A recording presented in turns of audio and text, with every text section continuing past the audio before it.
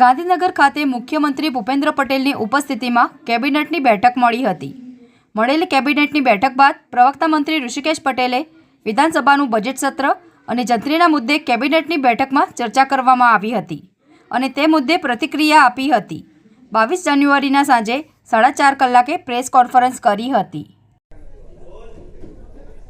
નમસ્કાર મિત્રો, આજે આદરણીય ભૂપેન્દ્રભાઈના નેતૃત્વમાં મળેલી કેબિનેટ બેઠકમાં તારીખ 19 ફેબ્રુઆરીથી લઈ અને 29 માર્ચ સુધી ચાલવાવાળા બજેટ સેશનની ચર્ચાઓ થઈ. એ ચર્ચાઓમાં આપ સૌને જાણ જ છે એ પ્રમાણે આ સત્રની અંદર કુલ બેઠકો 27 મળવાની છે ને કામકાજના દિવસો 26 રહેવાના છે.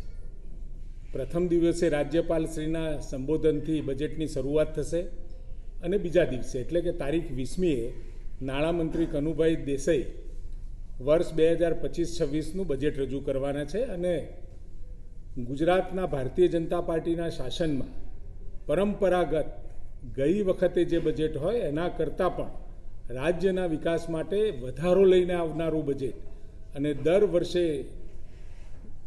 નવીન બજેટની જાહેરાતો સાથેનું આ બજેટ હશે, જેથી ગુજરાતની સામાન્ય જનતા માટે ખૂબ મોટા લાભ, કેપિટલ ઇન્વેસ્ટમેન્ટ અને સાથે લોકો માટે ખૂબ સુવિધાજનક અને ગુજરાતના વિકાસની અંદર નવી કેડી કંડારનારું આ બજેટ રહેવાનું છે. અને એમાં સરકારી વિધેયકો, બિનસરકારી વિધેયકો, વિધેયક રજૂ થવાનું છે. સાથે બિનસરકારી સંકલ્પો, પૂરક વિનિયોગ વિધેયક, માગણીઓ અને પૂરક માગણીઓ ઉપર પણ ચર્ચા કરવામાં આવશે. એકંદરે આ બજેટ 2025-26 માટે ખૂબ આશાજનક અને આવતું વર્ષ ખૂબ જ સારી રીતે ગુજરાતની પ્રગતિ માટેનું એક મહત્ત્વનું માઇલસ્ટોન બની રહેવાનું છે. સાથે જે જંત્રીવાળો વિષય અને જંત્રીની અંદર પણ જે 20/11/2024ના રોજ જે આપણી જંત્રી જાહેર કરી હતી એમાં વાંધા સૂચનો ઓનલાઈન કરવાની તારીખ 20/12/2024 હતી.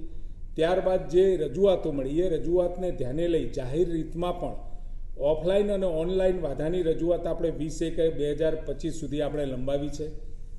20/1/25 સુધીમાં ઓફલાઈન અને ઓનલાઈન એમ મળી અને લગભગ 11,046 વાંધા સૂચનો રજૂ થયા છે. આજે હું હિસાબ આપું છું એ 20/1 સુધીનો આપું છું અને એમાં પણ જે 11,046 આપણને જે અરજીઓ મળી છે એમાં શહેરી 5400, ગ્રામ્ય 5600, જંત્રીના દર વધારે છે એવી રજૂઆત જે મળી છે એ લગભગ 61% જેવી એટલે કે 6753. જંત્રીના દર ઓછા છે તે વધારવાની રજૂઆત પણ મળી છે એ 1755 જેવી છે. સર્વે નંબરો ખોટા વેલ્યુ ઝોનમાં સામેલ કર્યા છે એવી 94 છે. સર્વે નંબરનો સમાવેશ જંત્રીમાં થયેલ નથી એવી 268 છે. હું આખી વિગત તમને પછી આપું છું પ્રિન્ટ માટે તો. અને સાથે અન્ય વાંધા 2176 છે. આમ 11,046 ટોટલ આપણને આ અરજી મળી છે. અને આ તમામે તમામ જે વાંધા સૂચનો આપણને મળ્યા છે જિલ્લા લેવલે એની સ્ક્રુટિની થયા પછી એમાં વૈજ્ઞાનિક રીતે જે અભિગમથી, જે બાઇકસેગના માધ્યમથી અને જે વેલ્યુ ઝોન બનાવ્યા છે એના પ્રમાણે ત્યાંની જે કમિટી છે એ કમિટી એ આખો એમાં પોતાના સલાહ સૂચનો સાથે એ રાજ્ય કક્ષાએ મોકલશે અને રાજ્ય કક્ષાએ આખરી થયેથી આ એની જાહેરાત કરવામાં આવશે.